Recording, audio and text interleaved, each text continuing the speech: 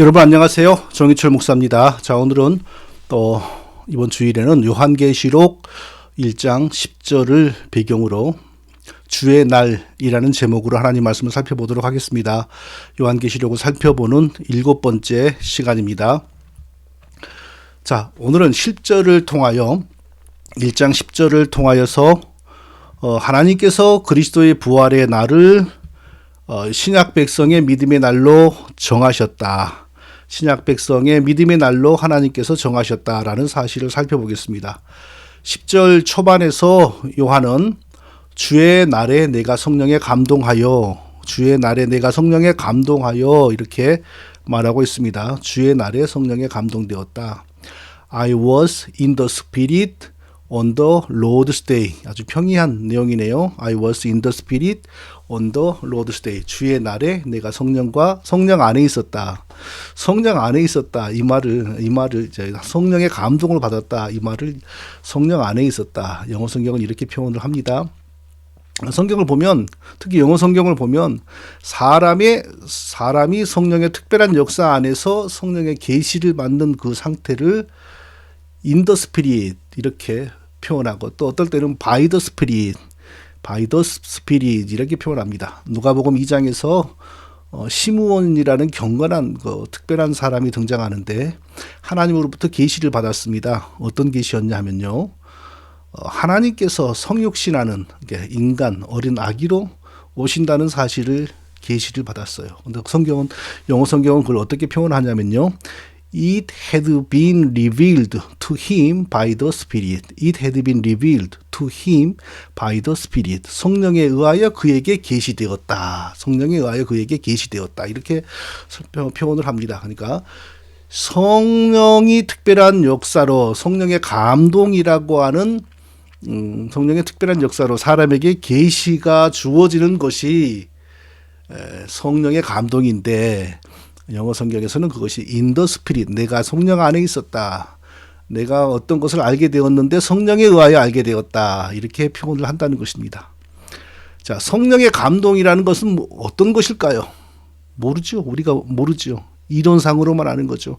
하나님의 마음에 있는 계시의 내용이 그 사람에게로 다 손상되지 않고 전달되어서 기록되어지고 사람들에게 말해지게 만드는 게 바로 성령의 감동인데, 그건 이론이고 실제로는 어떤 건지 우리는 알 수가 없죠. 왜냐하면 우리는 한 번도 성령의 감동을 받아본 적이 없기 때문입니다.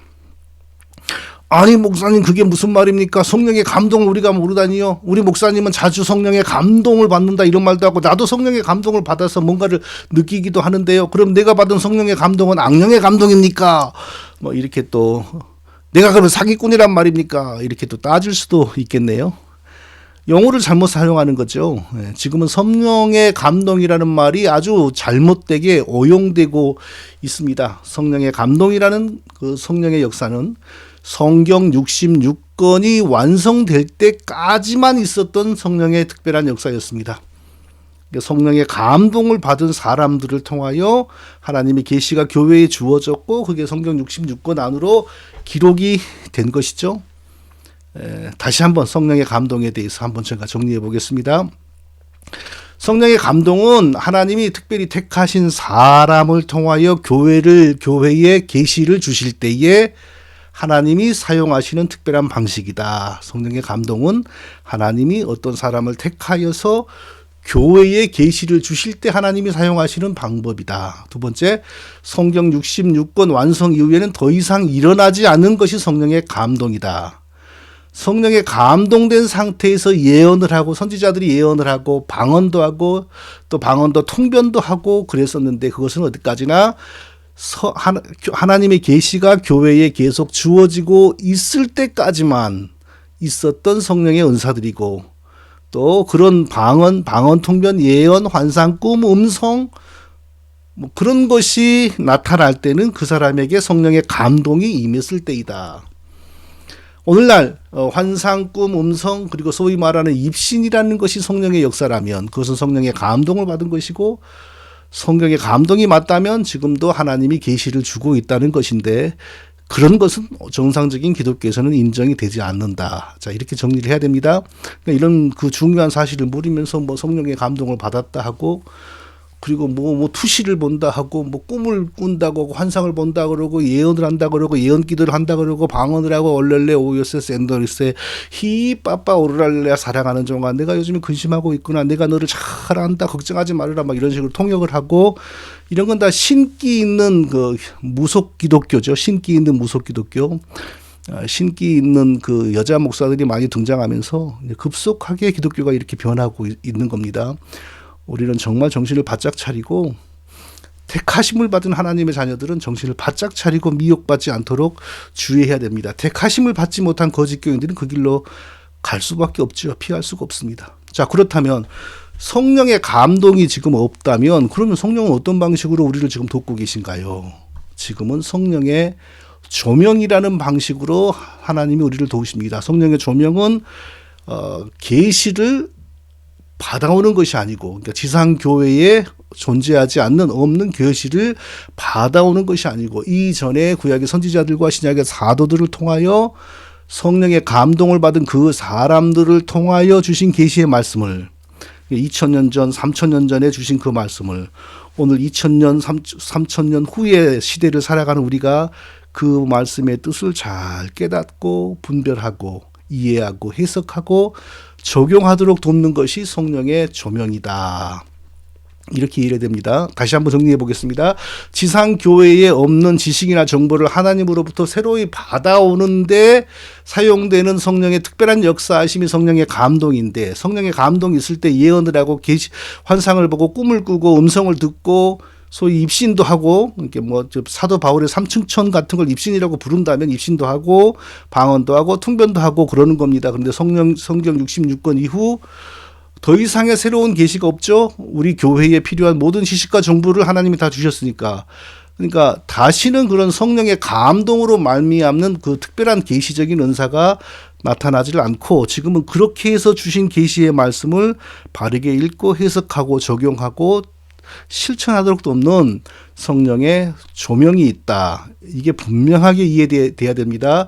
그래야만 이상한 뭐 흔해 빠진 방언, 통역, 예언, 예언기도, 환상, 꿈, 입신 이런 걸 말하면서 속이는 사기꾼들에게, 무속인들에게, 신기 있는 사람들에게, 특히 신기 있는 여자 목사들에게 속지 않을 수 있는 것입니다. 자, 요한에게 성령의 감동이 일어났습니다. 그때는 성경 66권이 완성되는 과정이니까 당연히 하나님이 사도들에게 그리고 사도가 아니어도 특별한 사람들에게 성령의 감동을 주셨죠. 네, 성령의 감동이 요한에게 왔는데 그날이 어떤 날이었다고 합니까? 주의 날이었다고 합니다. 주의 날에 내가 성령에 감동하여 또 어떤 성경은 주의 날에 내가 성령에 감동되어 이렇게 말을 합니다. 요한에게 성령의 감동이 임하였는데 그날이 주의 날이었다라고 구체적으로 무슨 날이었는지 주의 날 지금 세상 사람들이 일요일 썬데이라고 부르는 날 우리가 간단하게 주일이라고 부르는 날 바로 그날 성령의 감동이 일어났다. 그 날을 지금 말하고 있습니다. 자, 구약의 안식일이 일주일의 마지막 날이 안식일이죠. 그리고 안식일 다음 날이 주의 날이라고 성경은 말합니다. 왜냐하면 그리스도가 안식일 다음 날 새벽에 이렇게 부활을 하셨기 때문에 그날을 안식일 다음 날을 주의 날, 주일 이렇게 말해요.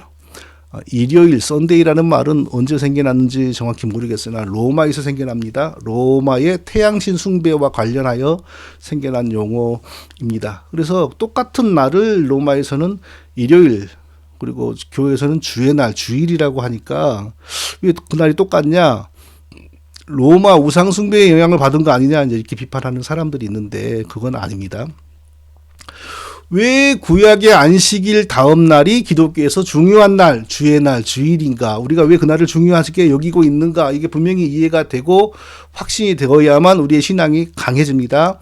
우리의 죄를 짊어지고 대신 십자가에서 죽으신 예수 그리스도가 부활하심으로 우리의 구원이 완전하게 성취된 날이기 때문입니다. 좀 더 정확하게 말하면 우리의 죄를 대신 짊어지고 저주받고 죽으신 예수 그리스도를 하나님이 다시 살리셨습니다. 왜 다시 살리셨냐 하면 죄 없으신 예수 그리스도가 우리 대신 피 흘리고 죽으신 죽음을 하나님이 만족하게 받으셨고 더 이상 우리를 죄인으로 여기지 않게 되었기 때문에 우리 죄 용서의 표시로 예수 그리스도를 하나님이 살리신 것입니다. 그날이 바로 주의 날입니다.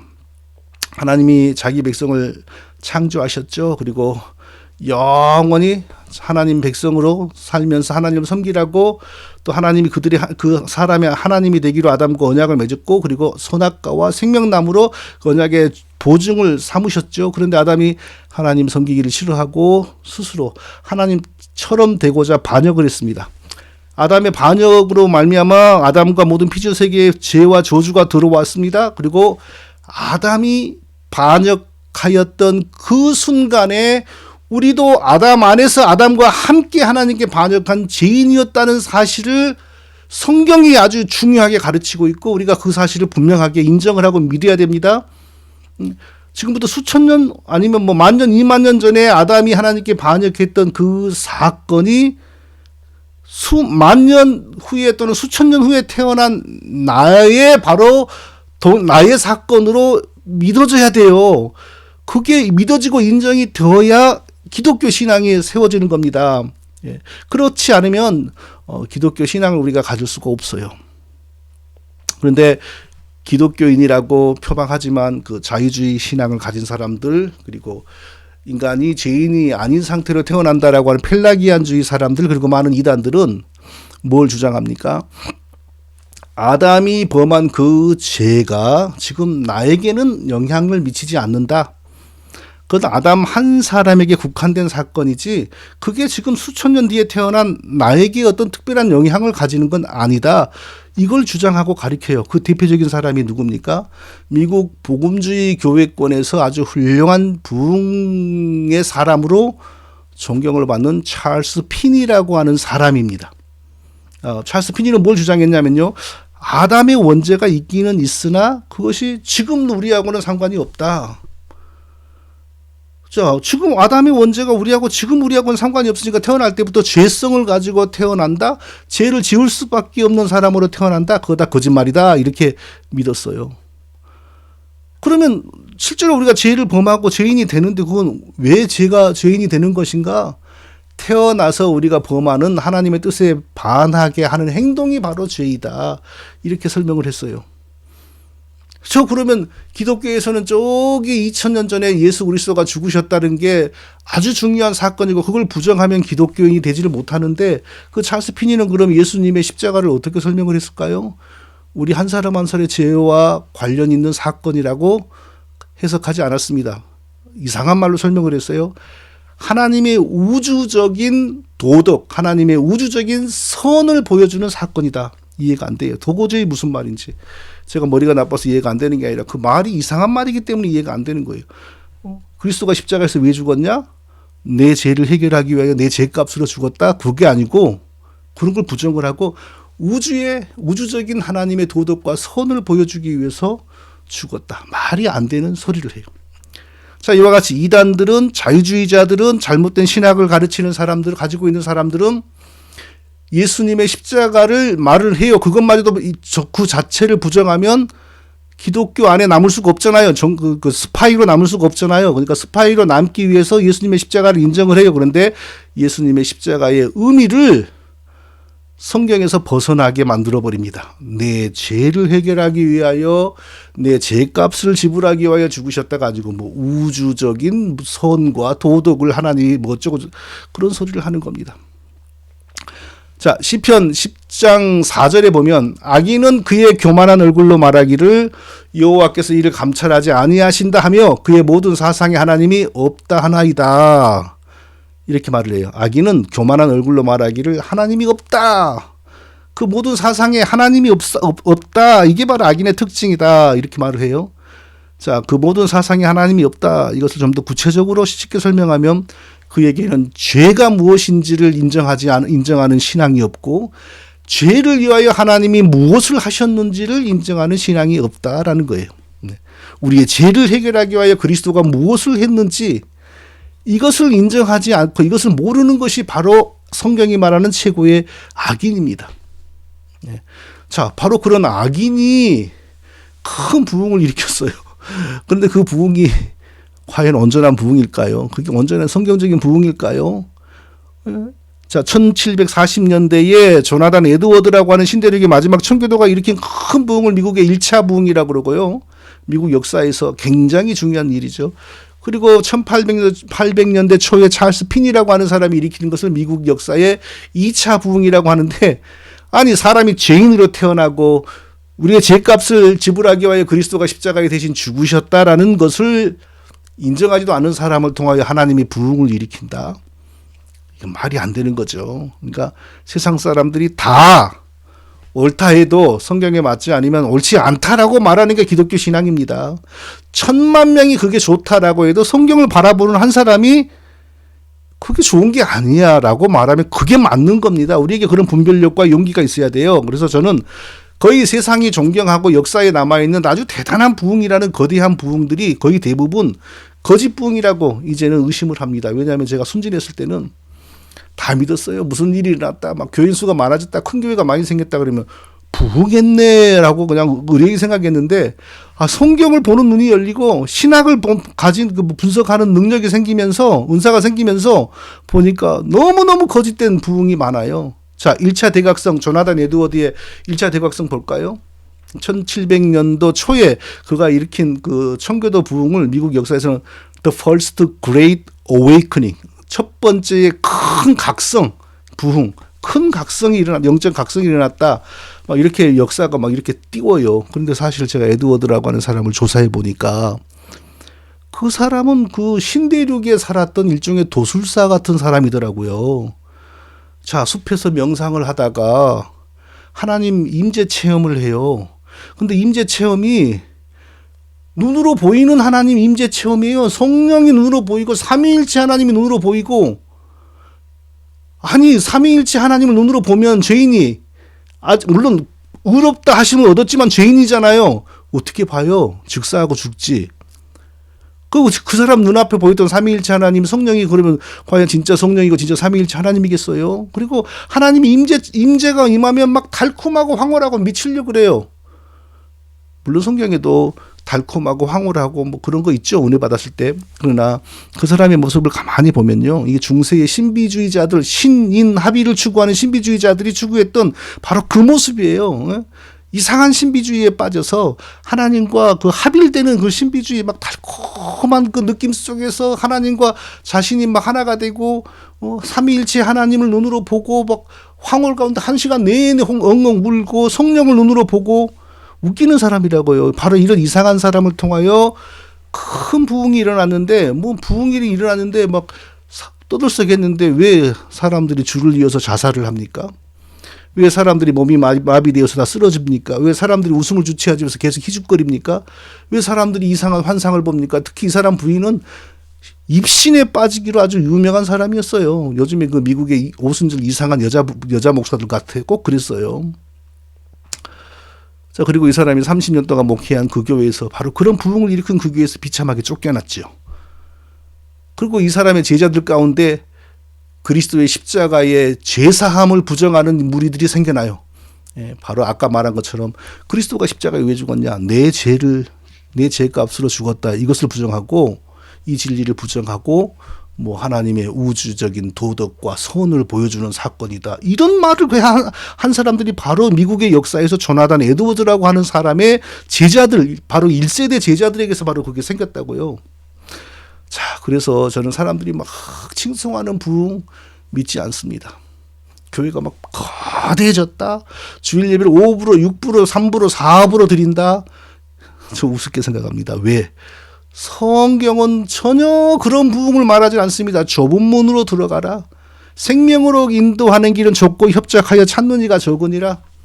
성경이 이렇게 말하잖아요. 어디에 무슨 뭐 거대한 부흥이 있어가지고 사람들이 막 집단으로 회개를 하고, 예배를 못 드려가지고 안 달라가지고 1부 못 드리면 기다렸다가 2부를 드리고 2부 못 들어가면 기다렸다가 3부로 들어가고, 그런 것을 성경은 말하지 않아요. 그런 일이 있으면 얼마나 좋겠어요. 진정한 부흥은 아주 작은 물줄기예요. 깨끗한 물은 작은 물이에요. 역사 속에서. 자, 이 주의 날 신앙으로 다시 한번 우리가 또 집중하겠습니다. 주의 날 신앙은 전체 성경과 아주 깊이 맞물려 있습니다. 올바른 신앙을 가진 성도가 되기 위해서 이 주의 날 개념, 주의 날 신앙이 확실해야 됩니다. 자, 구약의 안식일의 정신과 신앙이 왜 신약의 주의 날, 주일, 예수 그리스도의 부활의 날로 성취되었고 대치되었는지를 우리가 확실히 알아야 됩니다. 자, 구약의 안식일 날은 어떤 날이었습니까? 하나님 백성들이 하나님 백성임을 고백하면서 하나님 섬기는 날, 하나님 백성임을 선포하는 날이 바로 구약의 안식일이었죠. 창세기를 보면 5일 동안 인간이 살아가는데 필요한 모든 배경을 하나님이 창조하시고, 그리고 6일째 되는 날에 하나님의 형상을 따라 자기 백성인 사람을 만드셨어요. 그리고 7일째 되는 날에 하나님께서 안식하셨다라고 합니다. 자, 거기서 하나님의 안식의 의미는 무엇일까요? 안식의 의미, 사람처럼 피곤하니까 박하사나 드시고 잡수시고 주무셨을까요? 자, 하나님은 우리와 같은 연약한 육체를 가지시지 않았으므로 피곤이란 게 없죠. 졸지도 않으시죠. 그러니까 하나님의 안식이 우리 사람의 육체를 가진 사람의 안식과 같은 것으로 이해되면 안 됩니다. 6일간의 천지 창조와 그리고 천지 창조를 배경으로 살아갈 자기 백성을 만드시고 7일째 안식하셨다는 것의 의미는 자기를 찬송하는 피조 세계를 다 지으시고 이 피조 세계의 기능을 즐기시고 감상하시면서 약간 좀 수준 낮은 말로 뭐라 그래야 되죠? 만끽하셨다 그래야 되나요? 자, 그런 것으로 우리가 이해를 해야 되죠. 예. 그러니까 자기 백성인 아담이, 그리고 아담이 살아가면서 하나님을 찬송하고 경배해야 될 그 무대로서의 모든 피조물들을 인도하고 다스리고 통솔하여서 하나님을 특별히 경배하는 날이 바로 안식일이었고, 바로 하나님이 그날에 안식했다라는 말이, 성경의 말이 바로 그 뜻인 것이죠. 그렇게 해석을 해야 됩니다. 아담이 그런 안식일을 몇 번이나 보냈을까요? 알 수가 없죠. 과연 몇 번이나 그런 안식일을 성공적으로 잘 보냈는지 모르겠습니다. 그런데 아담이 하나님을 섬기기를 거부하고 스스로 하나님 자리에 앉으려고 반역을 했어요. 그리고 반역을 범하는 순간 죄가 아담에게 들어오고 피조 세계에 침투했죠. 그래서 아담에게 그 좋았던 날들이 다 사라지고 아담에게 하나님의 임재도 없어졌습니다. 그리고 하나님을 대면하면 오히려 죽음의 공포만 밀려오게 되었습니다. 피조 세계에도 죄가 들어와서 엉망이 되었죠. 그래서 다른 피조물들이 피조물의 왕으로 지어진 아담을 무시하고 괴롭히는 일도 이제 벌어지기 시작한 것이죠.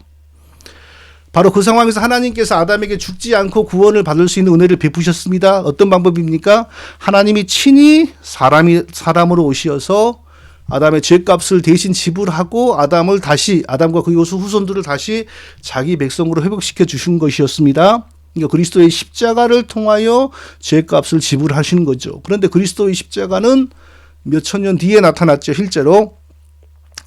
그래서 하나님은 그리스도의 십자가가 오기 전까지 자기 백성들이 그리스도의 십자가의 공로를, 효력을 미리 적용받게 하셨는데, 그것이 뭐냐 하면 그리스도의 십자가의 피를 예시하는 짐승의 피 제사를 허락을 하시고 명령을 하셨죠. 그리고 짐승의 피 제사 안에서 피 제사와 함께 구원을 받은 백성들이 지키고 살아야 할 삶의 원리와 법으로서 율법도 주셨죠. 바로 그 율법 속에 안식일을 거룩하게 지켜라 라고 명령하는 내용이 있습니다. 자, 이스라엘 백성들이 그래서 안식일을 지키려고 열심히 노력을 했어요. 그런데 이스라엘 백성들에게서 안식일을 거룩하게 지킨다는 것은 과연 무엇을 의미했을까요? 나중에 이스라엘 백성들은 지독한 문자주의와 행위구원에 빠졌어요. 그래서 문자적으로 안식일 날에는 꼼지락도 안 하고 방구석에 처박혀 있는 것이 안식일 지키는 것이다, 이렇게 오해를 합니다. 그리고 예수님이 안식일을 정말로 안식일 되게 하시려고 안식일에게도 자기 백성에게 수고하시며 은혜를 베푸시자 안식일을 범하는 죄인이라고 예수님은 정죄하고 괴롭혔죠. 그런데 이스라엘 백성들이 그런 안식일 거짓 문자주의 이단 사상에 빠지기 전에, 그러니까 다윗이나 다른 전자 올바른 믿음의 사람들은 안식일을 그렇게 이해하지 않았습니다. 그러니까 하나님의 은혜를 입은 하나님의 백성들이 최고로 하나님을 경배하고 하나님 백성임을 선포하는 날로 이해를 했어요.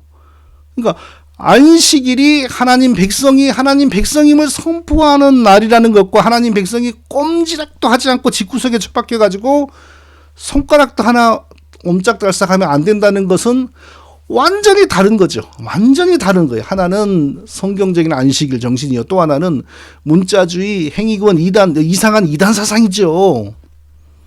자, 그 문자주의 그리고 그런 것이 바로 유대주의입니다.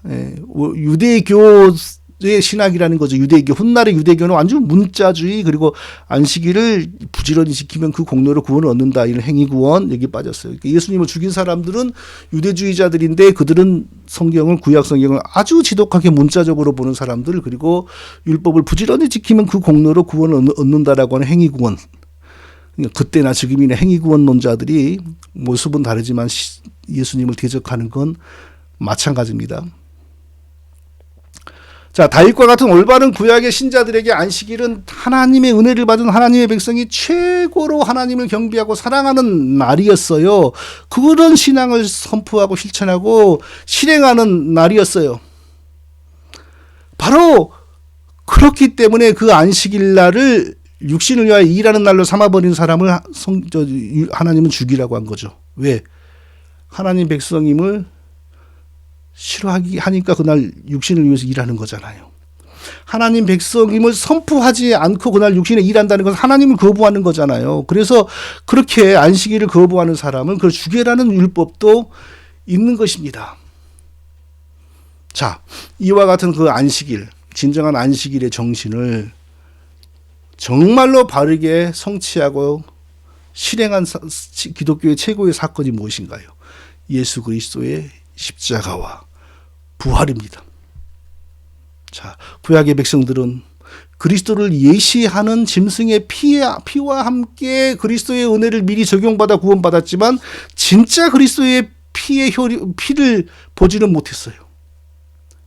그러나 우리 신약의 백성들은 진짜 그리스도의 피의 은혜로 구원을 받았어요. 진짜 제사함, 그러니까 같은 제사함, 같은 구원이어도 그 영광이 다르죠. 그러니까 죄로 말미암아 훼손되어 버린 구약의 안식일 정신을 그리스도의 십자가와 그리스도의 부활이 완전하게 성취하고 실행하는 거죠. 그래서 구약의 안식일 중심의 구약 신앙이 신약에서는 그리스도의 부활의 날, 주의 날 중심의 신앙의 날로 바뀌게 되는 겁니다. 물론 우리가 이것도 인정을 해야 돼요. 신약 시대에는 어느 한 날만이 주의 날은 절대 아닙니다. 모든 날이 주의 날이고 모든 날들이 믿음의 날이죠. 모든 날들이 예배의 날이죠. 그런데 모든 날 모여서 예배하는 건 사실 불가능하지 않습니까? 한 날을 정해서 예배해야 되는데 바로 그 한 날은 주의 날, 부활의 날이어야 한다는 사실에 대해서는 이견이 없어야 돼. 이건 너무 분명한 겁니다. 어떤 사람들은 지금도 이렇게 반박을 해요. 성경 어디에 안식일을 주일로 바꿔라. 성경 어디에 안식일이 주의 부활의 날로 바뀐다라는 말이 한 문장이라도 있느냐? 이렇게 반박을 해요. 물론 한 문장도 없어요. 문자적으로 보면 한 문장도 없어요.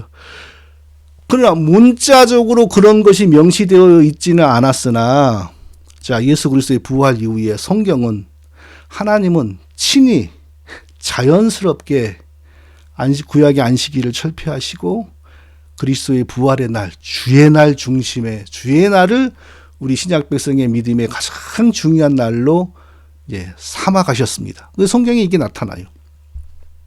자, 예수 그리스도 왜 그러면 성경은 어떤 식으로 주의 날이 구약의 안식일을 대체하고 있는지를 보여주냐면 제가 한번 성경에 나오는 걸 한번 제가 예로 들어보겠습니다. 자, 예수 그리스도의 부활이 안식 후 첫날이었다. 주의 날, 지금으로 말하면 일요일이라는 말을 쓰지 말아야 되죠. 자, 안식 후 첫날이었다. 이건 누구나 다 아는 사실입니다. 자, 부활하신 그리스도를 여자들 몇 명이 보았지만 일반적인 다른 제자들은 전혀 못 보았습니다. 그래서 어떤 사람은 내가 그 손가락에 그 못자국에 창자국에 내가 손가락을 넣어보고 그러면 내가 믿겠다 그랬잖아요. 그래서 그 제자가 있는 곳에 모든 제자들이 있는 곳에 그리스도께서 실제로 나타나셨어요. 자, 요한복음 20장 19절이 바로 그 부분은 그 내용을 설명하고 있는데, 이날 곧 안식 후 첫날 저녁 때에, 이날 곧 안식 후 첫날 저녁 때에 이렇게 말을 하고 있습니다. 왜 그냥 한 일주일 후에 한참 후에 이렇게 예수님이 나타났다 이렇게 말하지 않고 안식 후 첫날 저녁 때에 이렇게 말을 하겠어요?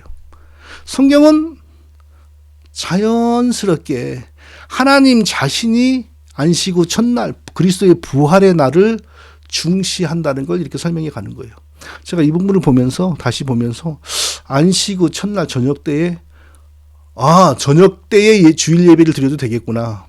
그렇죠. 예. 왜 오전에만 드려야 됩니까? 예수님은 안식 후 첫날 저녁 때에 제자들에게 오셨는데.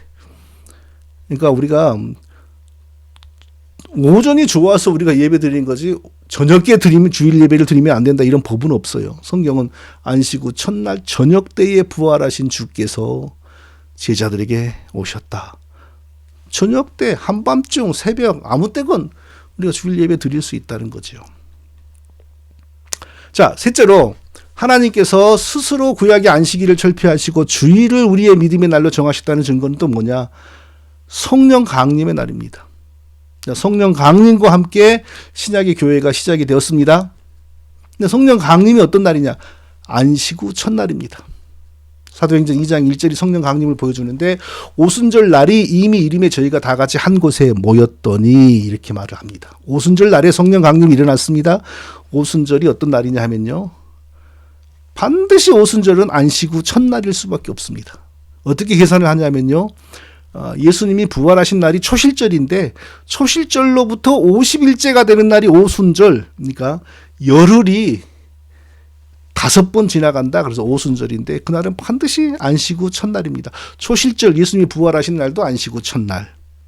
부활하신 성령이 자기 이름으로 성령을 우리에게 보내신 날도 안식 후 첫날. 이렇게 기독교의 중요한 일들이 그리스도의 부활 이후에는 안식 후 첫날에 자꾸 벌어지는 거예요. 하나님이 그렇게 하신 거예요. 그러니까 구약의 안식일은 의도적으로 하나님이 더 이상 사용하지 않고 안식 후 첫날 부활 그리스도의 부활의 날을 강조하는 거예요.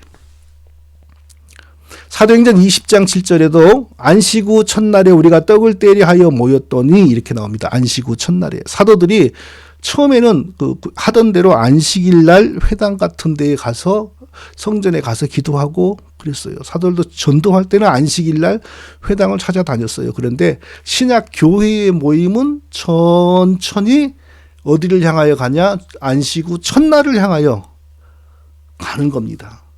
자, 성경이 사도들이 하나님 자신이